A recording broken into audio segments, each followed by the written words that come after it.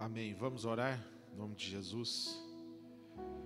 Senhor nosso Deus, nosso Pai amado, Senhor, sabemos que o Senhor tem todo o poder, o Senhor é o Deus Criador, e agradecemos ao Senhor por esta manhã, por esta semana. Deus, agradecemos pela oportunidade que temos de ouvir a Tua Palavra e de ouvir aquilo que o Espírito Santo do Senhor tem para nós. Obrigado, Deus, pela Tua mensagem, obrigado porque até aqui o Senhor tem nos ensinado. Continue a falar o nosso coração, precisamos ouvir a voz do Senhor em nome de Jesus. Amém. Amém. A paz do Senhor, bom dia. Está fazendo frio lá na casa de vocês? Puxa vida, como esfriou de repente, né? E aqui ainda é um pouco mais quente, lá em Campo Belo está frio demais, parece que o frio chega nos ossos, né? Muito bom para quem gosta de frio. O interessante é que nós passamos pelas estações do ano e isso faz parte da nossa vida, né? Uns gostam mais do frio, outros gostam mais do calor, uns gostam, daqui a pouco começam a nascer as flores e aí vem a primavera. E isso, o importante é desfrutarmos de todas as estações do ano que Deus nos deu. Bom, Timóteo, 1 Timóteo. Timóteo foi um jovem recrutado pela cruzada evangelística do apóstolo Paulo. Ele era muito novo quando ele se converteu, um jovem de Listra, Turquia, mãe judia, pai grego, um jovem que acompanhou o apóstolo Paulo. Ele resolveu abandonar os prazeres da juventude e seguir o apóstolo numa jornada dificílima. Nós vimos no primeiro capítulo, no início, que Paulo, várias vezes, nós vimos alguns versículos também, Paulo encorajando Timóteo a ficar firme, a não se entregar aos prazeres da mocidade. Ele muito novo, ele sentia também como um jovem um certo descrédito, porque se nós mais uma vez voltarmos ao tempo e entendermos o contexto em que Timóteo e Paulo estão envolvidos, é um contexto onde o jovem realmente ele não tinha uma voz ativa numa sociedade judaica.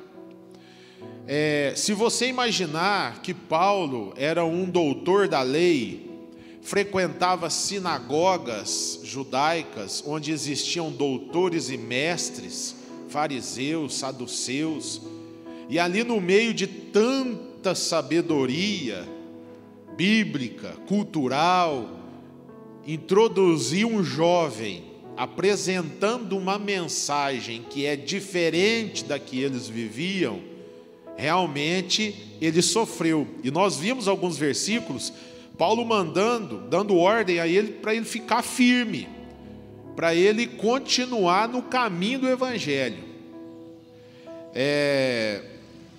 Então Paulo deixa Timóteo como pastor em Éfeso. Paulo segue para Macedônia. Nós vimos isso em 1 Timóteo 1, versículo 3, quando diz: partindo eu para Macedônia, roguei-lhe que permanecesse em Éfeso. Então Paulo pediu a Timóteo que ficasse em Éfeso, pastoreando a igreja lá.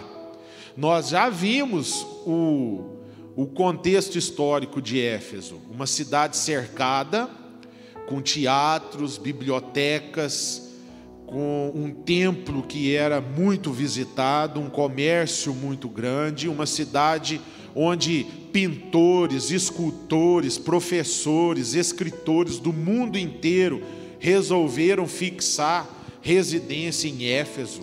Tinha circo a céu aberto, malabaristas, mágicos, escola de mágica. Tudo isso numa cidade grande, rica, importante, e quem iria pastorear a igreja lá seria o jovem Timóteo. Paulo deixa em Éfeso. Nós vimos que nesse início da carta, Paulo fala sobre essa ida dele à Macedônia e como Timóteo então deveria proceder no seu pastoreio. Em 1 Timóteo 1, versículo 12, Paulo vai continuar a falar sobre o proceder de Timóteo, como Timóteo deveria agir como pastor, e essa é a ideia de toda a carta. Então a carta a Timóteo é uma instrução que Paulo dá a Timóteo, como ele deveria proceder para pastorear a igreja em Éfeso, nesse contexto que nós falamos, porque Paulo iria seguir o seu curso.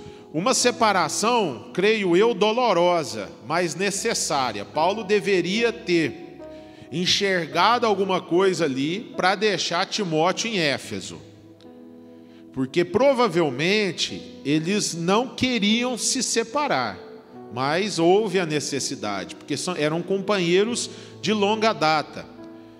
Se você somar, uns falam que foram 15 anos de ministério, lado a lado, passando aí risco de morte, vendo maravilhas, Deus agindo, milagres, vendo coisas extraordinárias. E aí houve a separação dos dois, onde Paulo continua a sua viagem missionária.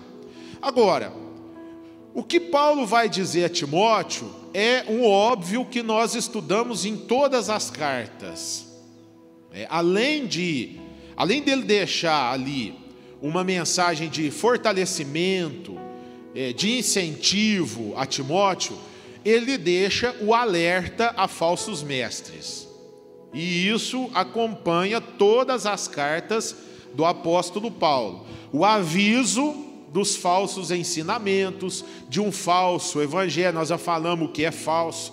Falso é aquilo que não é verdadeiro, imita o verdadeiro. O falso, às vezes, dificilmente você vê que aquilo é falso. E às vezes, quando você percebe que é falso, o estrago que foi feito é grande demais.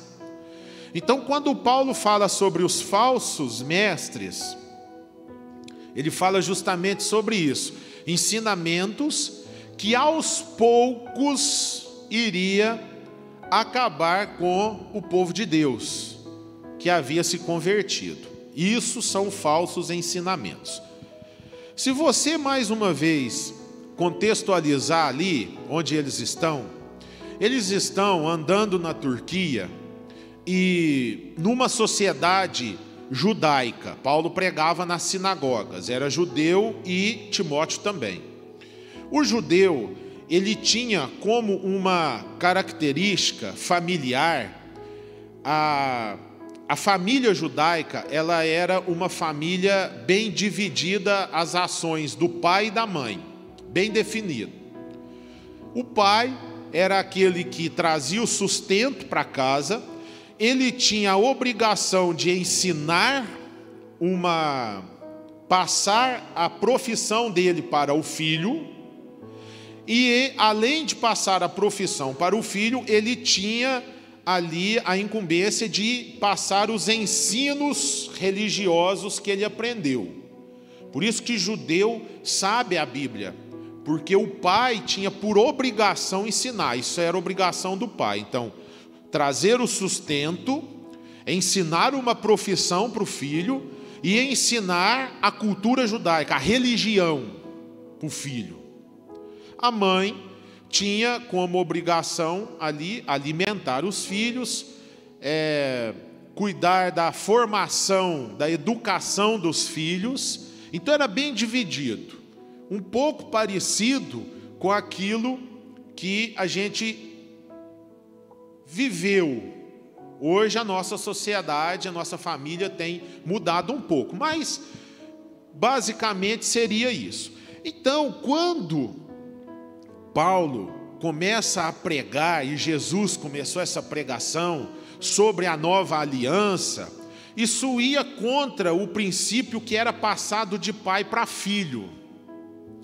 Então era como se um filho ouvisse do pai uma religião durante toda a vida, e de repente aquilo que ele foi ensinado pelo pai durante toda a vida, agora existia uma nova mensagem, uma boa nova.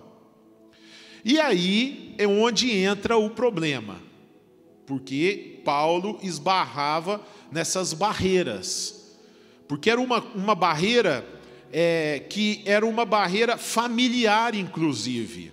Então, quando Paulo fala dos falsos mestres, é que essa comunidade judaica começou a bombardear o evangelho, e com isso começaram a aparecer falsos ensinamentos. Eles usavam Moisés, usavam Abraão, usavam Davi como exemplo, e começaram a contar casos mitológicos, e começaram a contar casos que não tinham nada a ver, e esses falsos ensinos entrando na igreja.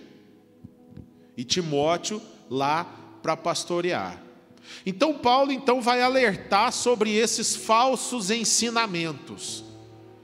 Então 1 Timóteo 1,12, nós vamos começar a ver sobre essas armadilhas, na verdade, que o diabo começou a colocar no meio do povo de Deus.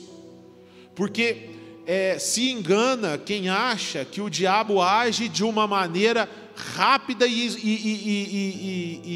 todo mundo está vendo. É lento e sorrateiro. Você acha que não tem problema, você acha que não é um falso ensinamento, quando na verdade aquilo ali vem para destruir.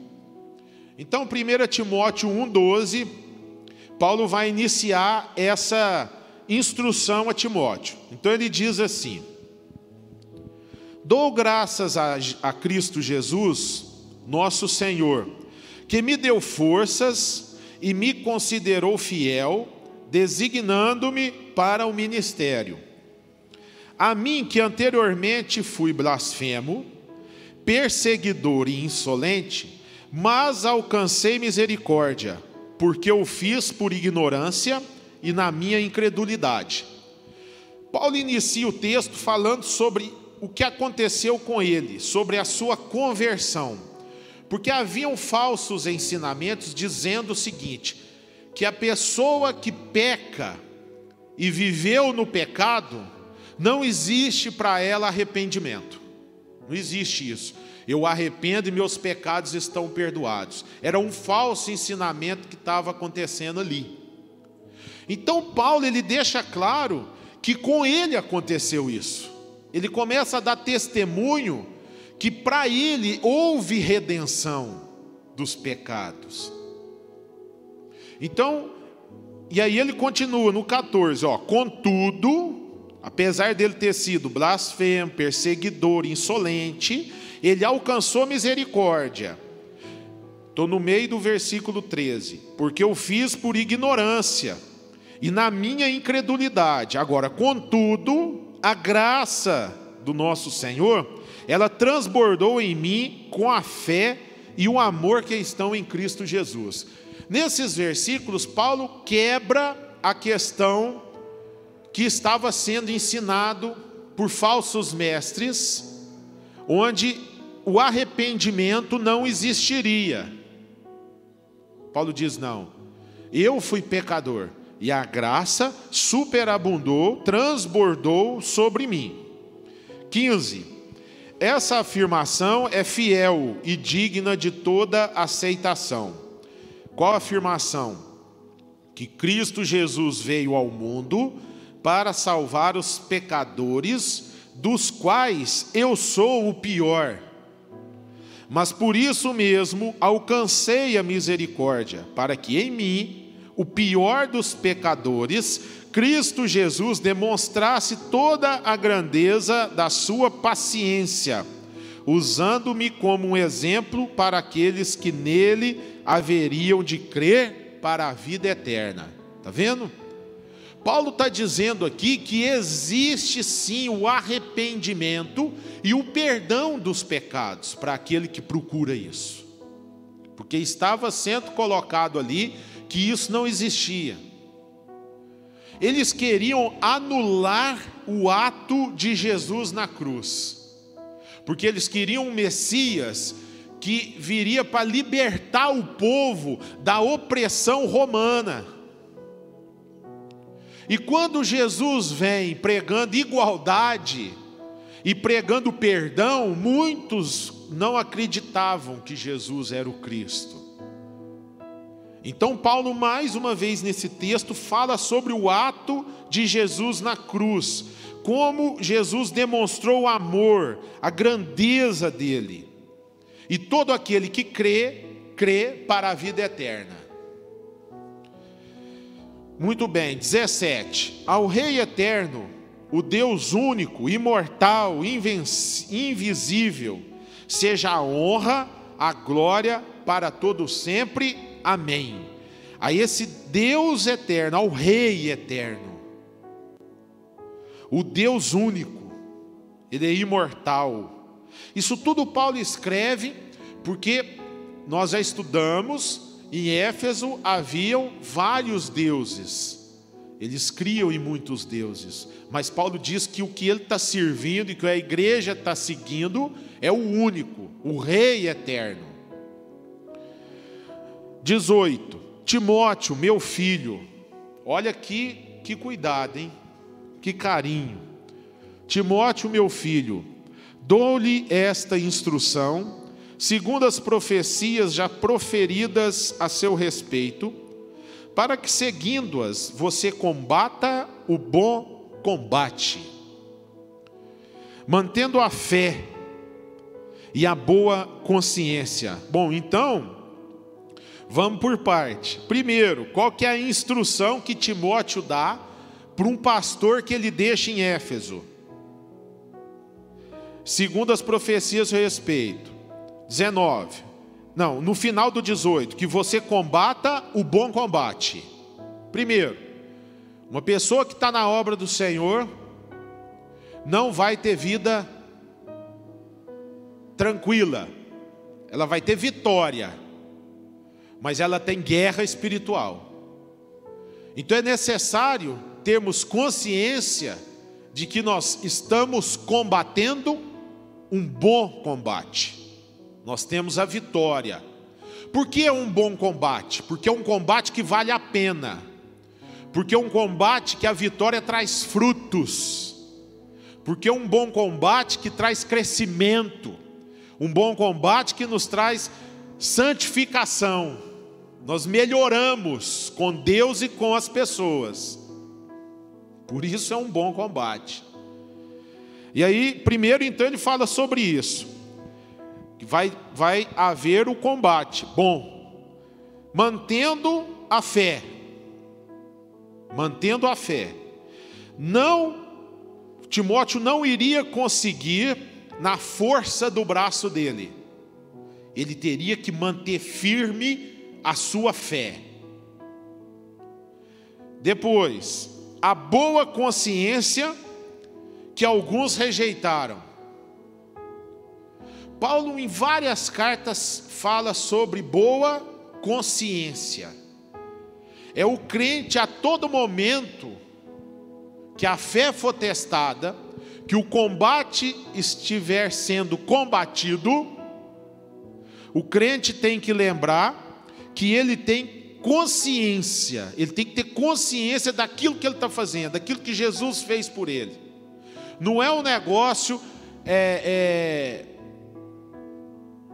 aleatório. O que nós estamos fazendo aqui, combatendo esse combate? Por que nós estamos aqui? O que nós queremos com isso? Qual a finalidade disso? É nós mantermos a nossa consciência sadia do amor de Cristo e da nossa missão em Cristo. Então, quando Paulo fala sobre consciência, ele diz isso, que alguns rejeitaram e por isso naufragaram na fé. Não entender o que está acontecendo a pessoa ter uma vida cristã curta. O propósito é maior do que uma única bênção. O propósito é maior do que uma bênção material. É algo além. É termos consciência daquilo que estamos fazendo. Não rejeitar o ato de Jesus na cruz e o amor de Cristo. Então, mantendo a fé, a boa consciência, que alguns rejeitaram e por isso naufragaram. Entre eles estão Himeneu e Alexandre, os quais entreguei a Satanás, para que aprendam a não blasfemar. Aí ele cita exemplo de 2 irmãos aí, que Paulo já entregou. Ele fala aqui que não entregou para Deus, não. Muitas vezes ele fala assim, esses aí eu vou entregar para Deus. Entregou já para Satanás, porque realmente blasfemaram contra o Espírito Santo e contra o Senhor.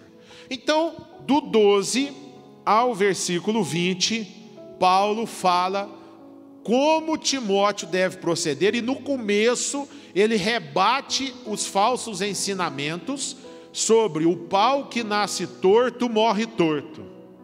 Já viu esse ditado? Isso cai por terra nesse texto. O pau que nasce torto, Jesus endireita ele. Amém? Existe um torno celestial para endireitar, tá? Então não existe isso, aquilo é ruim, para aquilo não tem, para aquilo não tem outro. Arrependeu, Jesus está de braços abertos a receber a todos.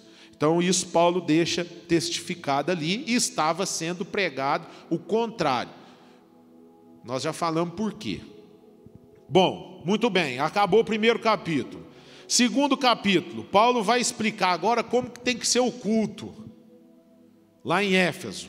Ele vai falar sobre esta questão do culto público, como que tem que proceder, e nós vamos ler aqui como que tem que acontecer no culto, instruções acerca da adoração. Versículo 1. Antes de tudo, recomendo que se façam súplicas, orações, intercessões e ações de graça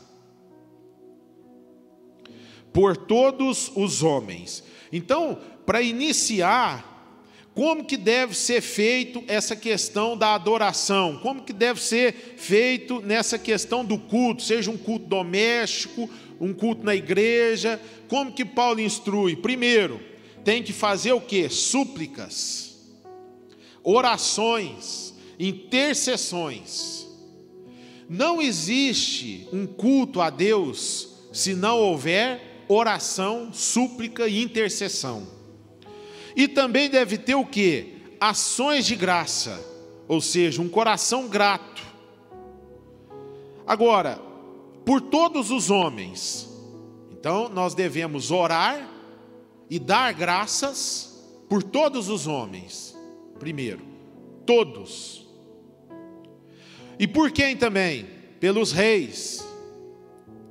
Nós estamos ouvindo aqui a mensagem da terça-feira do pastor John sobre honra, onde ele fala que nós devemos orar e respeitar as nossas autoridades.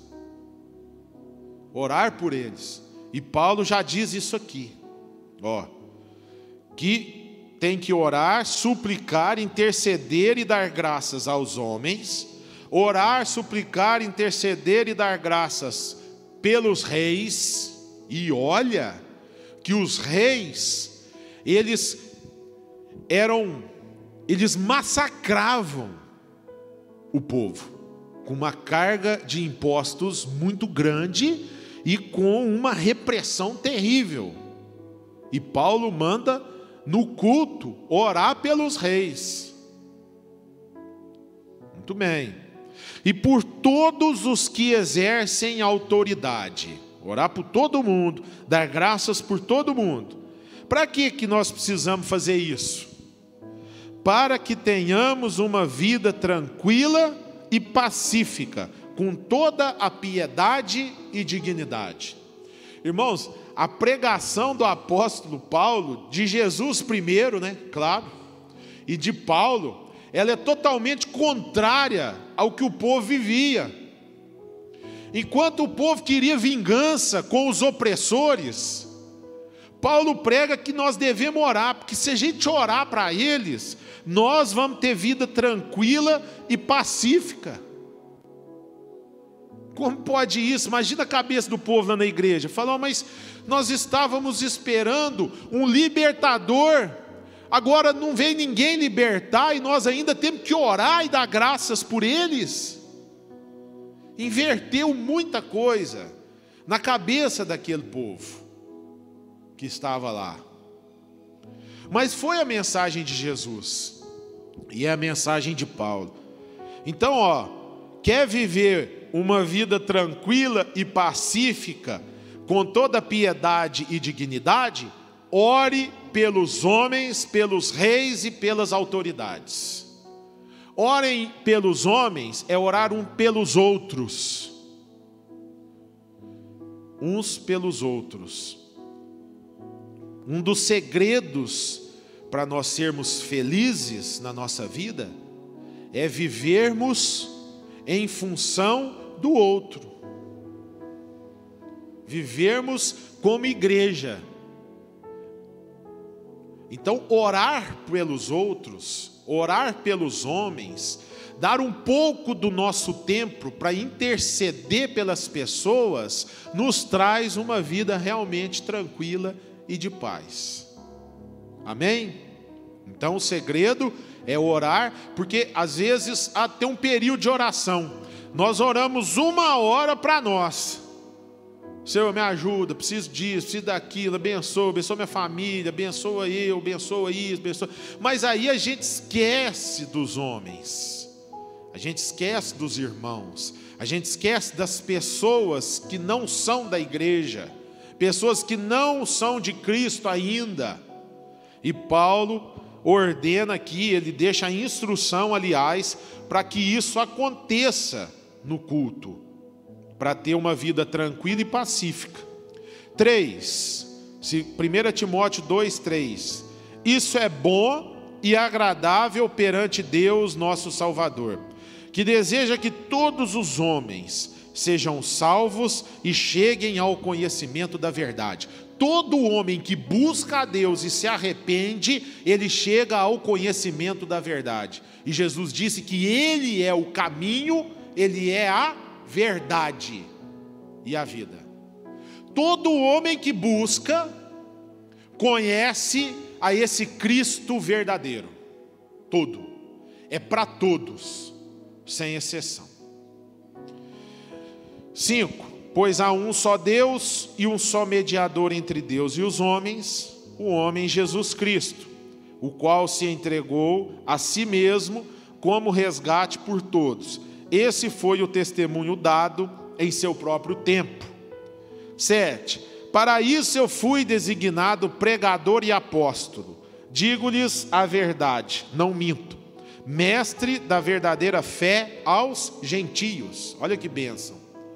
Paulo em todo momento se coloca como um pastor de gentios. Gentio é aquele povo que não fazia parte do povo eleito. Não era o judeu, descendente direto de Abraão. Esse povo, até esse momento, eles não tinham a bênção de Deus. E Paulo fala que agora é para todo mundo. Para todo mundo. Versículo 8. Quero, pois, que os homens orem em todo lugar. Agora ele vai falar como que os homens vão proceder. Quero, pois, que os homens orem em todo lugar, levantando mãos santas.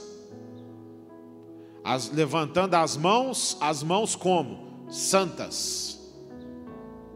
Santas significa mãos que buscam a santificação, tanto com Deus quanto com os irmãos. Então, mãos santas. Continuando. Sem ira e sem discussões. Ok? Então, nós homens devemos orar em todo lugar, levantando nossas mãos santas, sem ira e sem discussões, sem brigas, sem um não conversar com o outro. Isso não pode existir. Da mesma forma, versículo 9: quero que as mulheres se vistam modestamente. Modestamente. Esse modestamente aqui não significa que tem que ser uma roupa modesta, simples. Significa que tem que se vestir de acordo para ir à casa do Senhor, com procedência, com prudência, com decência. Com decência. A serva do Senhor, então, as mulheres se vistam modestamente. Lá, está escrito aqui, com decência e discrição. Discrição é quando você fica pouco notada, né? Nova, que a pessoa é tão discreta. O que é a pessoa ser discreta? Que ela não chama muita atenção. Discrição. Então, realmente, essa é uma instrução do apóstolo nesse sentido, né? Se vestir com decência e discrição, não se adornando com tranças e com ouro, nem com pérolas ou com roupas caras, mas com boas obras, como convém a mulheres que declaram adorar a Deus. É claro que isso é o contexto da época, né? Que mulheres que se adornavam com isso, de repente mostravam uma imagem imoral. Então isso é na época. Significa que hoje não pode, né? O contexto muda muito. Para nós hoje isso não tem problema, usar aí mas o que é importante é ser decente e discreta, a mulher. E aí ele continua: com boas obras, mas convém a mulheres que declaram adorar a Deus. Essa questão da vestimenta vocês entenderam, né? É o bom senso, é com discrição e decência. É isso. Muito bem. 11. A mulher deve aprender em silêncio, com toda a sujeição. Não permito que a mulher ensine, nem que tenha autoridade sobre o homem. Esteja, porém, em silêncio. Eu vou continuar lendo. Porque primeiro foi formado Adão, e depois foi formado Eva. E Adão não foi enganado, mas sim a mulher, que tendo sido enganada, tornou-se transgressora. Entretanto, a mulher será salva, dando à luz filhos, se elas permanecerem na fé, no amor, na santidade, com bom senso. Então é a instrução do proceder da mulher. Não que a mulher tenha um papel na casa do Senhor inferior ao homem, é um papel diferente. É diferente ser inferior ou ser um papel diferente. Mas hoje é comum, né, no nosso meio, as mulheres ensinarem e pregarem, serem pastoras, e isso é uma bênção de Deus. Inclusive, as mulheres, se continuar assim, elas vão tomar conta do mundo, né? Porque todas as mulheres estão fazendo as coisas melhores do que os homens, de tanto que as coisas estão mudando. Nessa época realmente existia uma opressão maior, com certeza tinha. Tempos diferentes, né? Hoje não. As mulheres hoje ocupam cargos e estão dando um banho nos homens, apesar de que a maioria dos cargos ainda é ocupado por homens, mas as mulheres estão se destacando, fazendo melhor, e cabe aos homens correr atrás, né? Hoje nós vivemos numa época que a informação, nós já vivemos a época que quem tem a informação saía bem. Hoje todo mundo tem a informação, então você precisa ter hoje intuição, e intuição a mulher hoje tem muito mais do que o homem, sempre teve, né? Às vezes, quantas vezes as mulheres livram os homens de uma gelada, falam: olha, aquela pessoa que você está querendo fazer negócio ali, aquilo ali não está me cheirando bem, não. Quem já escutou isso da mulher aí? E às vezes a gente ia cair igual um patinho. E a mulher tem uma intuição melhor do que a nossa. Hoje está mudando muito isso aí. Enfim, Paulo então no capítulo 2 deixa essas instruções aí, como é o procedimento dos homens no culto e como é o procedimento das mulheres. Muito bem. E Paulo está instruindo o seu pastor, né? Timóteo. Capítulo 3 agora, ele vai falar com a liderança da igreja. O capítulo diz bispos e diáconos. Como então deve ser essa liderança de quem já é líder e de quem aspira a ser líder, tá? Ele vai falar no capítulo 3. Então ele fala assim: essa afirmação é digna de confiança. Se alguém deseja ser bispo, deseja uma nobre função.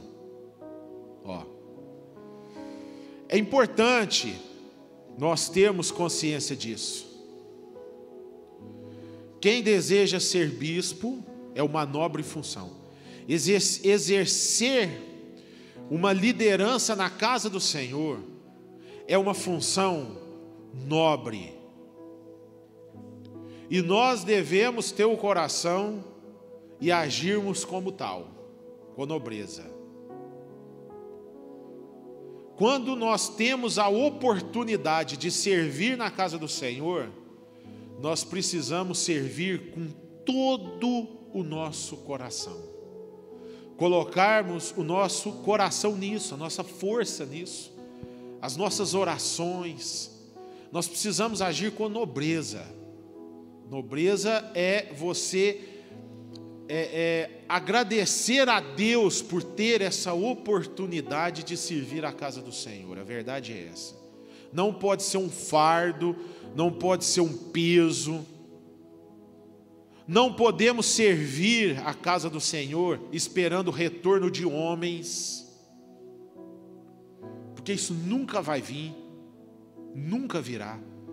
Quem exerce liderança esperando o retorno de homens, a liderança vai ser curta, porque esse retorno não vem de homens, esse retorno vem de Deus, e vem de Deus, e Deus dá a recompensa, e Deus dá o retorno. Então isso é uma coisa que eu particularmente trato com cuidado. Eu acho que pessoas que são líderes na igreja exercem cargos especiais no mundo. Eu não conheço um cargo dado pelo homem, seja de governador, de presidente, de rei, que ultrapasse a nobreza de servir ao Senhor na casa dele. Não tem. Porque aqui você serve o Senhor dos senhores. Aqui você representa o Rei dos reis. É diferente. Você não representa aqui um governador que daqui 4 anos ninguém fala dele mais. Ou se falar, vai falar mal. Você representa o autor da fé e o Criador de todas as coisas. Por isso é uma função nobre. Então, se alguém deseja ser bispo, deseja uma nobre função. É necessário, pois, que o bispo seja irrepreensível. E agora começa. Isso aqui é um negócio. A gente estava conversando ali fora, né? Tem hora que as palavras são duras. Tem capítulos das cartas duríssimos. Então aqui Paulo agora vai descrever, né? Quem almeja ser líder tem que ter quais características. Então ele começa. Primeiro, seja irrepreensível. Depois, marido de uma só mulher. Só pode ter uma mulher só.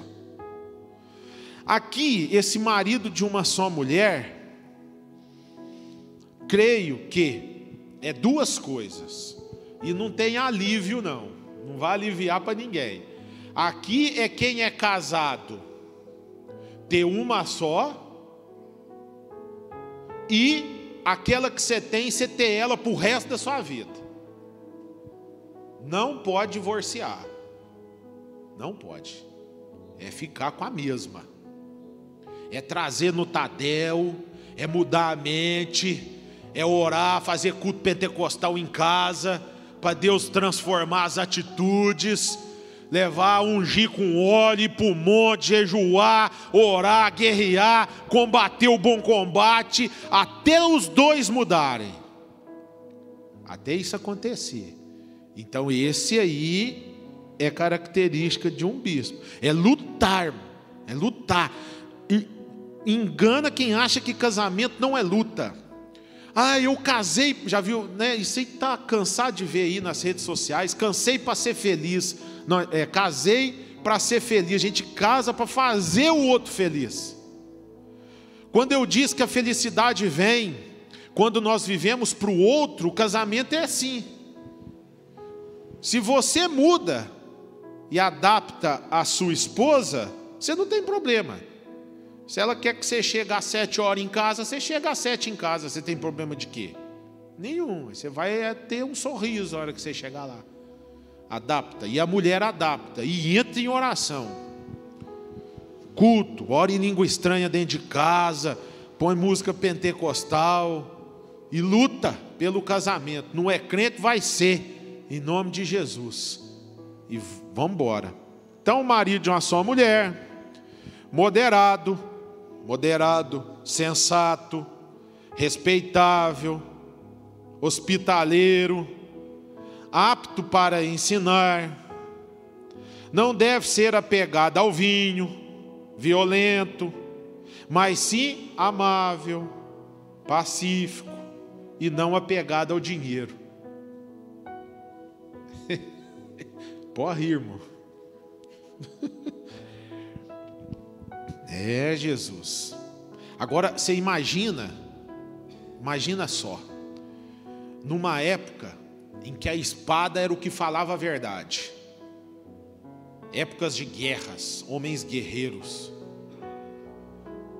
a maioria homens brutos, fortes, mercadores de escravos. Vai pondo aí, vai pintando sua mente aí. Qual era o público masculino que Paulo estava falando? Homens duros, homens do campo, homens severos. E aí Paulo vira e fala: olha, se for, tem que ser moderado, sensato, hospitaleiro, não pode ser violento, tem que ser amável, pacífico.